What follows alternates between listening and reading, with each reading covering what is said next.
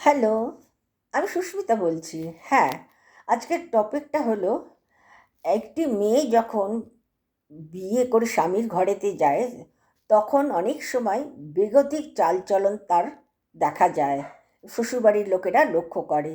কেননা বিয়ের আগে একরকম চালচলন হয়, বিয়ের পরে কিন্তু সেই চালচলনটা অ্যাকসেপ্টেবল না। অর্থাৎ সে ছেলে বন্ধু নিয়ে ঘুরে বেড়াচ্ছে, সিনেমা দেখছে, বিয়ের পরেতে বাড়িতে ছেলে বন্ধু নিয়ে আসছে, মেয়ে বন্ধু সারাদিন নিয়ে আসছে, ঘরে মানে বিভিন্ন রকম গেমস খেলছে, এইভাবে লাইফ কাটাচ্ছে। সেটা লাইফ না, সেটা এইভাবে সাংসারিক জীবন হয় না।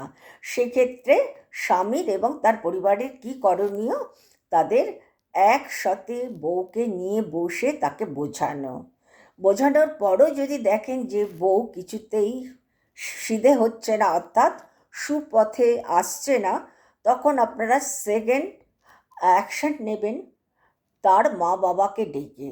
এবং তার মা বাবা আপনারা মিলিতভাবে, স্বামী স্ত্রী শ্বশুর শাশুড়ি মা বাবা সবাই মিলিত হয়ে একটা সিদ্ধান্তে আসবেন, বোঝাবেন তাকে, সব কিছু যুক্তি দিয়ে বুঝিয়ে তাকে পথে আনার চেষ্টা করবেন।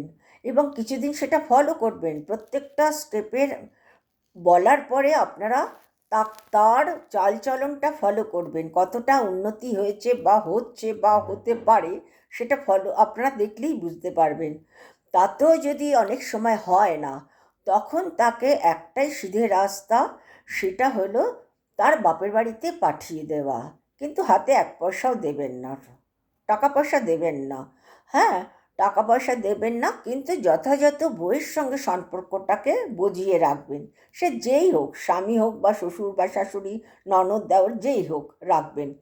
সম্পর্ক কিন্তু কাট আপ করবেন না। সম্পর্ক কাট আপ করলে কিন্তু ওদের দিক থেকে আবার আপনাদের মানে ট্র্যাপে ফেলার চেষ্টা করবে, সেই সুযোগটা দেবেন না। কেননা আপনারা চাইছেন আপনাদের বউ যাতে সুন্দরভাবে জীবনযাপন করে তার স্বামীকে নিয়ে, সেটাই তো আপনাদের লক্ষ্য।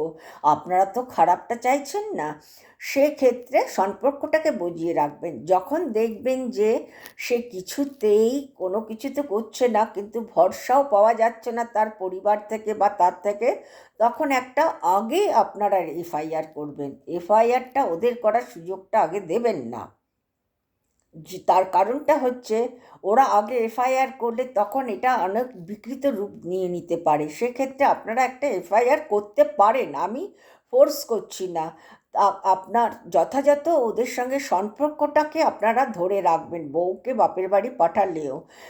এই কারণে বলছি, আপনারা কথোপকথনের মধ্য দিয়ে তাকে বোঝাতে পারবেন। দেখবেন দিনের পর দিন বাপের বাড়িতে যখন থাকবে, বাপের বাড়িতে থাকলে একটা মেয়ের তার সম্মান ধরে রাখতে পারবেন না, তখন সে বাধ্য হবে শ্বশুরবাড়িতে আসার জন্য, বাধ্য হবে তার মানে স্বভাবগত বা চরিত্রগত পরিবর্তন আনার।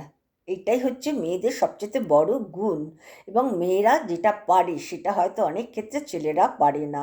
ঠিক আছে, তাহলে আপনারা আপনার বউকে বা আপনার স্ত্রীকে মানে সুপথে আনার এই প্রচেষ্টা চালিয়ে যাবেন।